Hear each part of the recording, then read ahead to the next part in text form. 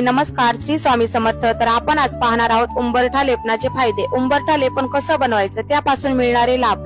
तर आपला मुख्य दरवाजा जेवढा प्रसन्न प्रशस्त असेल तेवढं छान वाटतं आणि मेन दरवाजातूनच आपल्या घरामध्ये एक पॉझिटिव्ह एनर्जी मिळत असते। म्हणूनच घर छोटं असो किंवा मोठं, ते सुंदर बनवणं एका स्त्रीच्या हातामध्ये असतं। म्हणूनच रोजच्या रोज सगळं काही नाही करता आलं तरी हरकत नाही, पण ठराविक काही सण, उत्सव, उपवास, मुहूर्त, अमावस्या, पौर्णिमा, गुरुवार या दिवशी ठराविक काही पूजा अर्चा तुमच्या हातून जेवढ्या होतील तेवढ्या सेवा नक्की केल्या पाहिजे। त्यातूनच आपल्या घराला एक आशीर्वाद मिळत असतो। म्हणूनच ठराविक अशा वेळेला उंबरठा लेपन नक्की करायला पाहिजे। तर पहिले हळदी लेपन कसं बनवून घ्यायचं ते आपण पाहूया।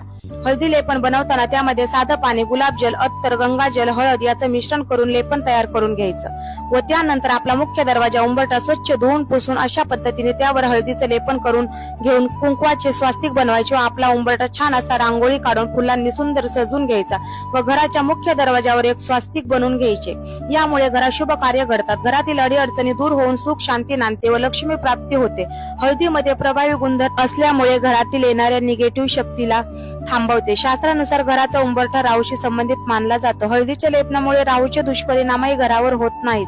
घराचा उंबरठा हा ग्रहाचा केंद्रबिंदू मानला जातो, त्यामुळे हळदीच्या लेपनाने घरातील वास्तुदोष व ग्रहदोष दूर होऊन घरात सुख समृद्धीची वृद्धी होते। तर कसा वाटला तुम्हाला हा व्हिडिओ, नक्की कमेंट करून सांगा आणि नवीन